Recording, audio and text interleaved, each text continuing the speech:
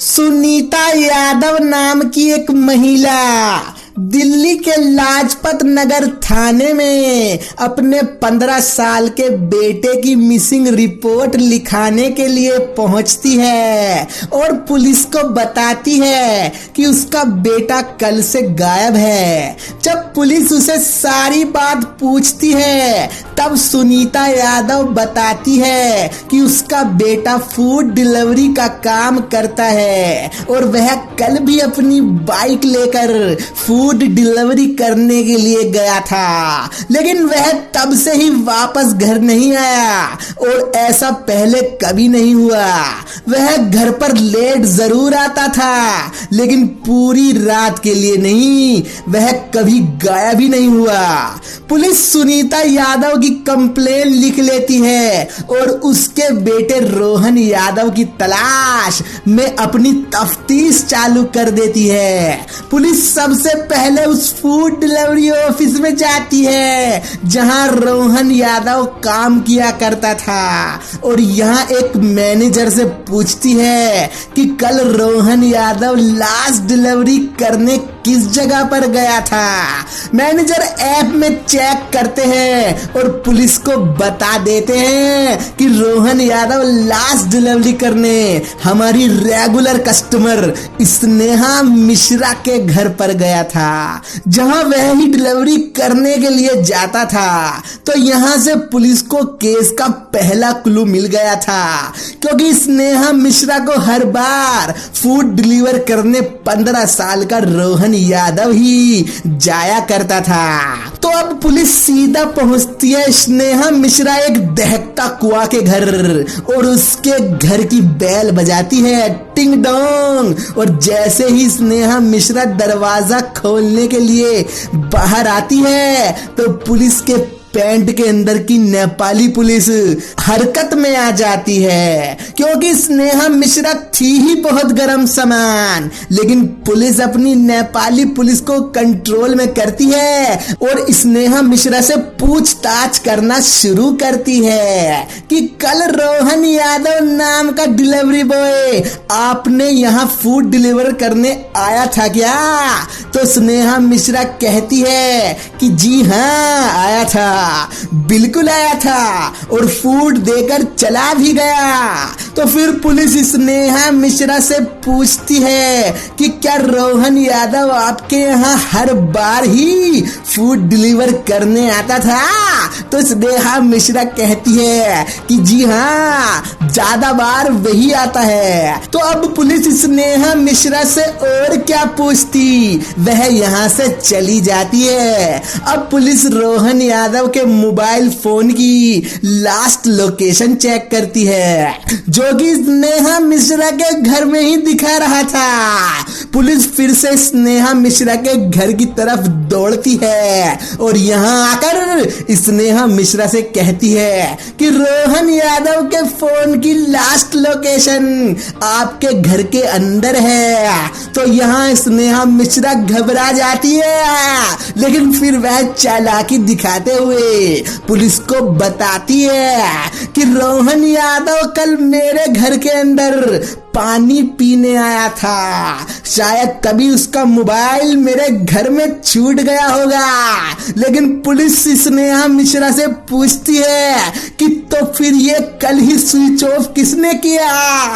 यहाँ स्नेहा मिश्रा फिर से निशब्द हो जाती है और जवाब में कह देती है कि मुझे नहीं पता इन सब के बारे में। लेकिन अब पुलिस के शक की सारी सुइयां स्नेहा मिश्रा की तरफ ही आ जा रही थी, इसलिए पुलिस स्नेहा मिश्रा को गिरफ्तार कर लेती है और फिर उससे थोड़ा अच्छे से पूछताछ करती है। शुरू में तो स्नेहा मिश्रा थोड़ा एवे टेवे करती है, लेकिन जब लेडीज पुलिस स्नेहा मिश्रा का पिछवाड़े पर रोटियां सेकना शुरू करती है तब स्नेहा मिश्रा सारी सच्चाई उगलना शुरू कर देती है और फिर स्नेहा मिश्रा पुलिस को एक कहानी सुनाती है और कहानी ये होती है कि 15 साल का रोहन यादव जब पहली बार स्नेहा मिश्रा के घर फूड डिलीवर करने गया था तो स्नेहा मिश्रा ने उसी दिन सोच लिया था कि रोहन यादव की मूंगफली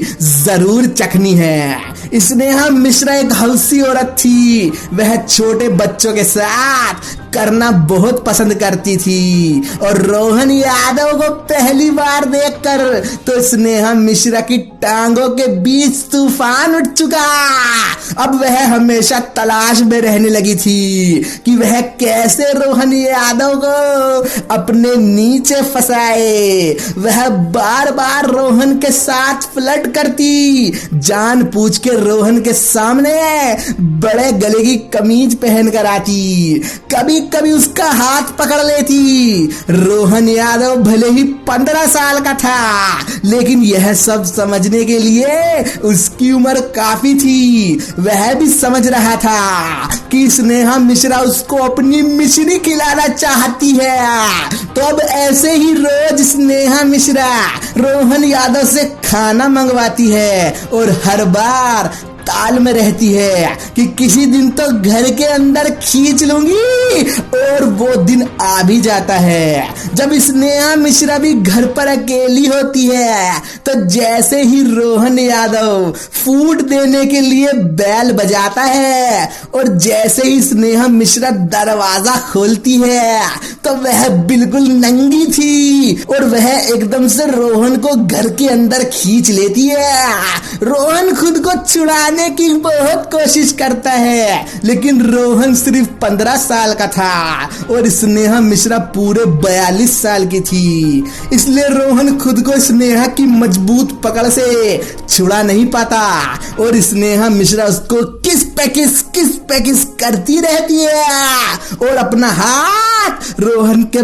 पजामे में डाल देती है। रोहन को कुछ भी समझ नहीं आ रहा था कि उसके साथ क्या हो रहा है, लेकिन उसे काफी मजा आने लगा था। और फिर क्या था, फिर तो रोहन भी अपनी जिद्दोजहद को ढीला छोड़ देता है और मान लेता है कि हार मानने में ही भलाई है। तो फिर क्या था, फिर तो दोनों बुरी तरीके से मदहोश हो जाते हैं और बहुत ही बुरी तरीके से एक दूसरे को लिपट लिपट कर गुटरगु करते हैं। अब आग ठंडी हो जाने के बाद रोहन यादव अपना खाने वाला बैग उठाता है और स्नेहा मिश्रा के घर से चला जाता है, लेकिन स्नेहा मिश्रा को पता था कि अब तो रोहन यादव चाहकर भी खुद को स्नेहा से दूर नहीं कर सकता और होता भी यही है। फिर तो रोहन यादव कभी खाने के बहाने तो कभी वीर्य बहाने के बहाने से आता है